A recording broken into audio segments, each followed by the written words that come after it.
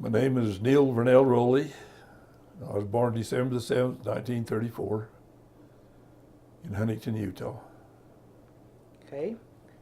Same town where you're living now. Same time where I live now, same block. Have you lived someplace else? No, Okay. I've lived right here all my life. How did you get involved with mining in Utah? My great-granddad developed a mine in Moreland to start with. My dad worked in Hiawatha, and so I got a job in Hiawatha too also. So mining was kind of a family tradition for you. Coal mining was a family tradition. Okay. Did it predate your great-grandfather? No. Okay. Now he opened up one of the first mines in Emery County. All right. That was the Moreland mine. Had you worked with your dad in the mine, or how did you get actually hired? Well, I just got hired. He was working there, and I guess they decided they'd let me have a job with him too. So, Okay. but I never did work with him. I worked in different sections that he worked in. So where'd you go to work first in the mine? As a shuttle car driver, Okay. and then I went to a motorman. Then I went to a mason. And then I retired. Okay. Tell me what a shuttle car driver does. He hauls coal from the joy loader to the belt line or track, wherever you dump the coal. Most generally it was a belt line. Then they transferred it from the belt line, it transferred outside. Okay. Were they using machines to do the mining, or were they drilling and... They were drilling and shooting, using a joy loader to load it and shuttle car to haul it. Belt lines to transfer it from the section to the outside. Okay. And what is you said you had a motor? You drove a motor? Yeah, well, that was an electric locomotive. Okay, and what did it do? It hauled coal out and it hauled supplies in. So Timber and rock dust and whatever they needed inside the mine, inside the section to and that was actually work on a track then? on a track, narrow gauge track. How did you learn how to drive a shuttle car? Did they just stick you in the seat and say do it? Yeah, just come natural, just like driving a pickup or truck. What about the locomotive? Well, it was a little bit different, but then I don't remember ever having any trouble getting used to it, getting onto it. I had a couple of runaways with it. I mean, you had slick rails, unless you had good sand and good sanders, why, sometimes it's pretty hard to stop them. What happens if you couldn't get it stopped? You crashed. Did that ever happen to you? No, never did. It happened to quite a few of the other guys I know, but it never happened to me. Were there signals that you had to let somebody know that you were having trouble? They had a dispatcher outside, and you generally talk to him once in a while. He'd call you up and tell you which section to go get the coal in, and he'd call you up and tell you what section needed timbers or stuff like that. So you kept in touch with the dispatcher on the outside. So inside the mine there were switches then that would route you from one set of tracks to the next? Right. Did you have to go set those switches yourself? Well, they generally had a cord there that you'd pull if you wanted to go one way or another.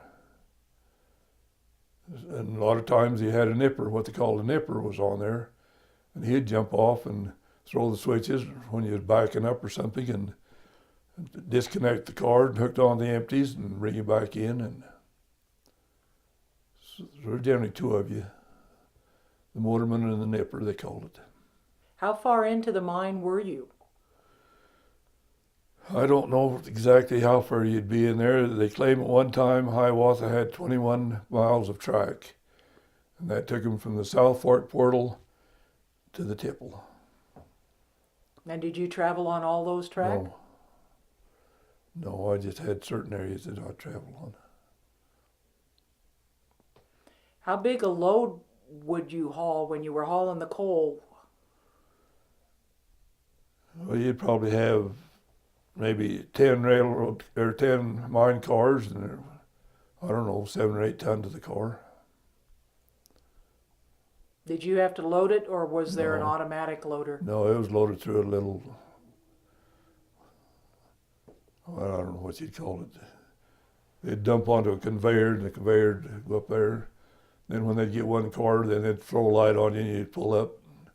When you shut the light out, you'd stop, and they'd load that car and keep until they got the cars loaded. And you had a string of how many cars? 10. What you'd do, you'd load these 10, you'd take them down and put them on the parting. Then the main line motormen would come and get them, and however many they wanted, 15, 20 or whatever, then they'd take them out to the hoist. The hoist would drop them down to the tipple. The tipple would unload them. You'd bring them back up empty. Then the main line motormen pick them up and put them in these different sections, and then you'd go get them and load them and put them back in the section, and the main line motormen come pick them up again. You mentioned a piece of equipment that you called Joy. Joy loader? Yeah, can you describe that for me? Well, it had a conveyor belt on it, and it had 2 arms out there, and they just go into the coal and scrape the coal into it, and come up over this thing and into the shuttle car. And it was operated by a driver? By a shuttle car or a loader operator. Mm-hmm. And then he had a helper there that'd watch his cable so he didn't run over the cable, and keep an eye on things. If it looked like an overhang there, he'd warn the operator, and they'd take bars and whatnot and get the coal down so that it wasn't. If it got too big a piece in there that he couldn't come up over the conveyor belt, why, he'd grab a pick and bust it up into chunks so that they could go over the thing. There's 2 of them there running the Joy. And you mentioned you had one more thing that you did, Masonry. Tell me about that. That was putting up stoppings. Mm-hmm. When they'd go past there, you'd put up a stopping, they'd keep the fresh air into the face all the time. Had you ever done masonry work before? No. It just acted like a pretty good job, and I wanted to change, so I bid on it. You'd bid on these jobs as they'd come up. If you had the seniority, you'd generally get the job. If you didn't have seniority, well, then you'd take whoever had the most seniority would get the job. So, started out as a shuttle car driver, and then I got bored with that, so I decided I wanted to change. So I decided, well, I'll try the motorman. That went on for a few years, and I decided I wanted another change, so I went to Mason. Tell me a little bit about why you put walls in some places and took walls down in other places. I know it has to do with air circulation, but... Well, that's what it was. You'd drive these sections in there, cross sections. Then you had your return and you had your fresh air. So you put these cinder block walls up so that the fresh air would go up to the face, and then it'd go back to return, and the fan would suck it on the outside. So then when you started to retrieve, when you was pulling pillars, then you'd pull them back there, and then you'd knock this wall out, and the air would go this way. You'd work your way back, knock the next wall out. That's when you was retrieving. But as long as you was advancing, you was building them. You always wanted that fresh air to go to the faces, wherever the joy loader was working or stuff like that. That's where they wanted the fresh air to go. They didn't want it to go beyond there, or they didn't want it to fall back below there. They always wanted it to go where the face was, where they was working. Can you describe for me what the guys were actually doing on the working face? Well, they had these regular drills, and generally the driller and the shot fire would work together, and they'd drill holes, and then they'd load them with powder, and then they'd shoot them. They had a cutting machine that'd cut underneath there so that, your coal and stuff would fall down. And he'd generally operate the cutting machine, and he had a helper to keep the dust and bug dust and stuff shoveled away from the bite to keep him from plugging up. When they got it shot down, then your joy operator would go in there and he had a helper, and the helper would make sure that the coal would pull down off the face so nothing would fall on him. 2 shuttle car drivers, they take it down to the loader head, what they call a loader head. They put it on a conveyor belt, put it into the mine cars. Sometimes they had a person running the loader head, depending upon how many people how big a hurry they was in, and sometimes you'd just run the loader head yourself, the shuttle car operator would. Then they put them into the mine cars. The motorman and the nipper would take them down and put them on the parting. Then the mainline motorman and his nipper would come get them and take them to the hoist house. The hoist house would drop them to the tipple, then they'd process it from there. Tell me how you could see what you were doing underground. What was the lighting like?